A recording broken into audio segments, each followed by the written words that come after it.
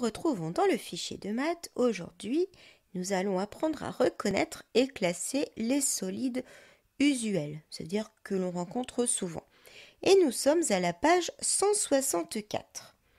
Nous allons démarrer par la petite vidéo comme d'habitude. Allez, à tout de suite. Module 12. Découvrir les solides et les figures planes. Leçon 56. Reconnaître et classer les solides usuels. Sous-compétence 1.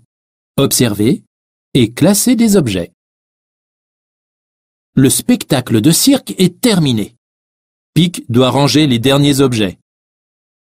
Je cherche comment ranger ces objets. Je pourrais les classer par couleur. Oui, mais un même objet peut être de différentes couleurs ou avoir plusieurs couleurs, comme la balle de jonglage. Ah, je pourrais les classer par taille. C'est possible, mais un même objet peut être de tailles différentes. On peut trouver des petites boîtes et des grandes boîtes.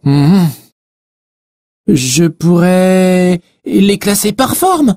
En manipulant ces objets, j'ai remarqué qu'il y en a que je peux faire rouler et d'autres que je peux faire glisser. C'est vrai, quelle que soit sa taille ou sa couleur, chaque objet a toujours la même forme. Il peut glisser ou rouler. La boule de l'équilibriste et la balle de jonglage roulent. Je les mets ensemble. C'est le groupe des objets qui roulent. La planche, la caisse du magicien et le cube casse-tête ne roulent pas. Ils glissent. Je les mets ensemble. C'est le groupe des objets qui glissent. Oh, j'ai un problème avec le rouleau. Si je le pose ainsi, il roule. Et comme ça, il glisse. Tu peux donc faire un troisième groupe avec les objets qui roulent et glissent. C'est pareil pour le chapeau. Il roule et il glisse. Tu as classé les objets selon leur forme. Les objets qui roulent, les objets qui glissent et les objets qui roulent et qui glissent. Sous-compétence 2. Associer des objets aux solides usuels. Ces objets ont des formes différentes. En mathématiques, on les appelle des solides. Un solide est une forme géométrique qui n'est pas plate. Un solide a une épaisseur. On dit qu'il occupe un volume. Pic, pourrais-tu associer chaque objet au solide qui lui correspond? Je vais comparer la forme des objets et trouver les solides qui leur ressemblent. Je vais commencer par associer les objets qui roulent à leurs solides. Ensuite, je vais associer les objets qui glissent à leurs solides. Enfin, je vais associer les objets qui roulent et qui glissent à leurs solides. Allez, c'est parti pour les consignes de la page 164. Tu dois colorier les solides en fonction du code couleur.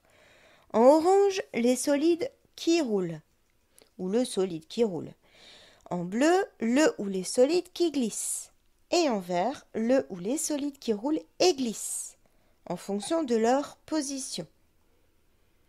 Ensuite, tu dois cocher les objets qui glissent mais ne roulent pas. Jamais.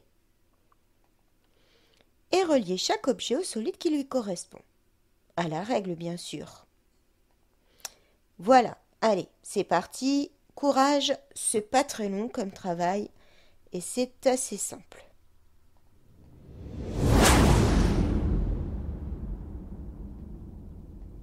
On y va pour la correction de cette page. Les solides qui roulent, eh bien, il n'y en a qu'un. Les solides qui glissent, il y en a plusieurs, il y en a 3. Et le solide qui roule et glisse, en fonction de sa position sur la table ou au sol, c'est celui-ci. Tout va bien? Tu as pareil que moi. Ensuite, les objets qui glissent mais ne roulent pas, ne roulent jamais. Nous avions le jeu de cartes, la bougie et la pyramide. Le paquet de pop-corn, eh bien là, dans cette position, il glisse, mais si on le penche, il roule. Et ici, la boule à facettes, eh bien, elle roule toujours. Ça va? Ensuite, nous devons relier au solide chaque objet. Voici pour le... je ne sais pas ce que c'est, la bûche de bois. Le ballon, la caisse, le Rubik's Cube, la glace, miam miam, la boîte de magie et le chapeau. Allez, prends le temps de bien regarder ce que tu as fait et la correction. C'est tout bon? Allez, super. En tout cas, je pense que cette page-là n'a pas dû te prendre trop de temps parce qu'il n'y avait pas grand-chose à écrire. Bon, d'accord, il y avait un peu de coloriage. Je connais certains qui ont dû râler ou certaines, mais c'était pas si long ça, hein. Allez, on passe à la suite du travail de la journée.